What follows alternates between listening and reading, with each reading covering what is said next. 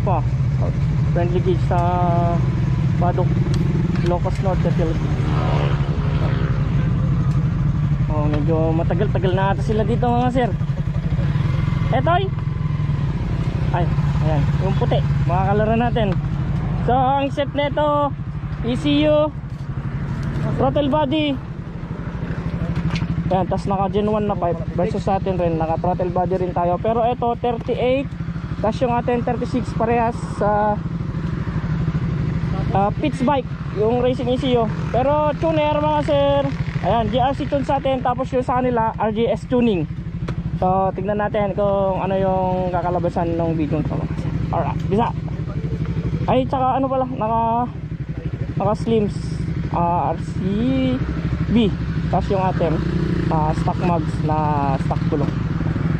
Let's go. So, ayan mga sir, dito tayo ngayon sa Badok, Thailand.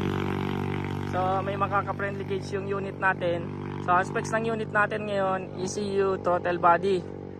Ang size ng throttle body natin 36mm versus may makakalaban tayo na ECU throttle body rin, naka 36mm ay 38mm na throttle body, tapos naka slims, tapos Gen 1 na pipe, tapos yung atin stock mugs, standard size yung gulong na naka UMA pipe.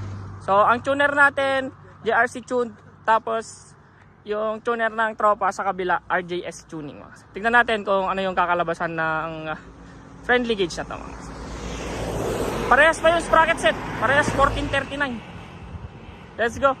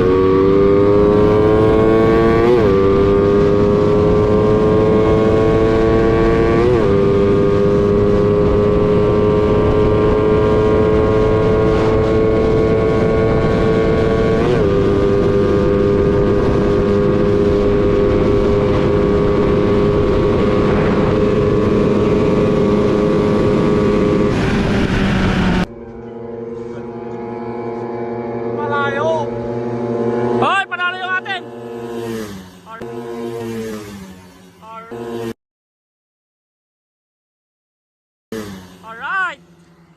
Hachiro.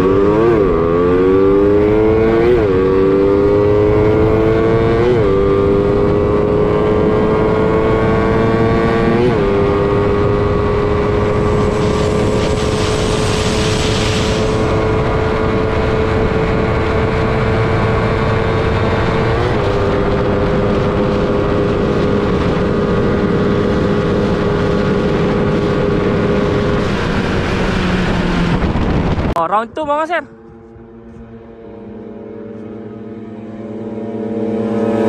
Alright!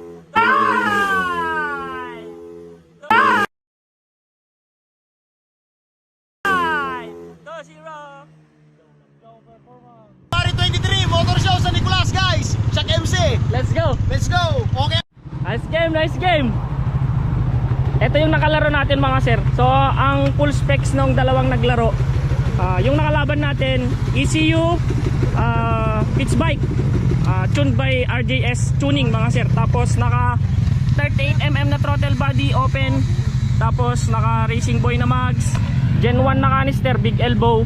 Tsaka ang sprocket set 1439. Versus sa atin Racing ECU, pitch bike syempre, tuned by JRC Tuned. Tapos naka throttle body tayo 36mm with air cleaner. Tapos naka pipe tayo ng UMA. Oh, ilalagay niyo. Tapos ayan, naka stock mags, standard size yung gulong. Tapos parehas kami ng sprocket set mga sir, 1439. Yun yung kinalabasan ng video yun. And kung nagustuhan nyo, syempre huwag nyo nang kalimutan na mag-like, comment, share, and subscribe. And looking pa rin mga sir, looking ka friendly gauge. Ang pulan sa iyo. Ilocos Norte area. Puntahan namin kayo. Yan. Syempre, Jow, driver natin. Peace out.